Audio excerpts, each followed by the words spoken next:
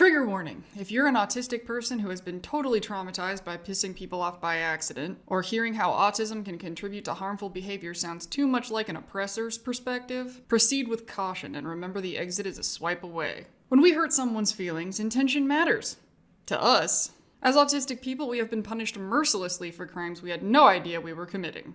So it's natural for us to feel like it's totally unfair to be held accountable for harm we couldn't have possibly predicted. From our perspective, we stepped on an invisible landmine. So if someone thinks we should have seen it, they're clearly not grasping our point of view, so why should we grasp theirs? Nonetheless, it is vital to our healing and our sanity that we hold ourselves accountable for harm whether we intended it or not. Because if we carry the belief that feeling wronged is only valid if the wrongdoer intended it, then we'll believe our own feelings of being wronged are only valid if the wrongdoer intended it. And since we need our feelings to be valid, we'll need the wrongdoer to have intent. So we'll end up pinning intent on people who just didn't know any better. It's shocking, honestly, how much shit autistic people on the internet say was done to them on purpose. I'll see a video where the creator says something slightly inaccurate and some dysregulated autistic person will rush to comments to call them a full-on liar. I'm not saying all autistic people do this, and I have zero interest in contributing to autistic shame. I'm saying all of this with great pride as an autistic person. I think shame thrives in the shadows, and I think bringing these things into light is a courageous act that we can all take pride in doing if we so choose.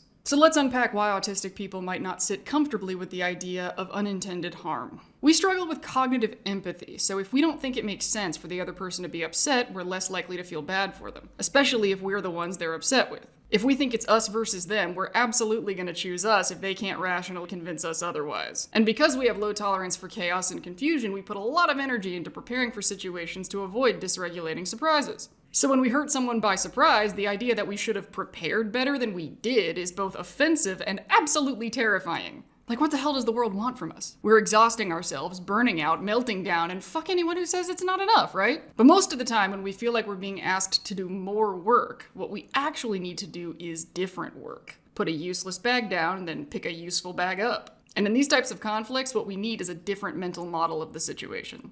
Instead of thinking of it as admitting fault, think of it as acknowledging harm. We need to stop being lawyers and start being humans. Yes, we didn't know better. We couldn't have been expected to know better. We did the best we knew how to do, but we recognize and care that someone got hurt, and we wish that hadn't happened. If we don't apologize for unintended harm, the harmed party learns we care more about being right than we do about their pain. For example, I know my parents didn't know any better than how they treated me, but they've never acknowledged the harm done. They taught me it was normal for people who said they loved me to not give a shit whether they hurt me. And when I've tried to talk to them about it, they feel the insult more than they feel any compassion. So fuck them.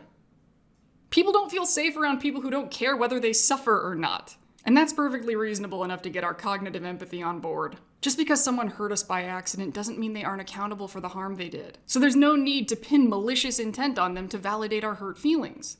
And once we realize we can hold those people accountable, it naturally follows that we can be held accountable for our unintended harm as well. And by taking that accountability, we also take a powerful step forward in strengthening our current relationships and opening our hearts to new ones. As autistic people, there comes a point in time that we have to accept we are responsible for things we don't have complete control over, and that we don't completely understand. We're responsible for our bodies, even though the most seasoned medical professionals on the planet don't completely understand human bodies. It's not fair that we're thrust into life with no instruction manual, but that's the deal. If we truly want to feel control over something, let's take control over our expectations we have for ourselves and other people. Expect people to do stupid shit we didn't mean to do. And honestly, as counterintuitive as this sounds, people feel a lot less confusing when you expect them to be confusing.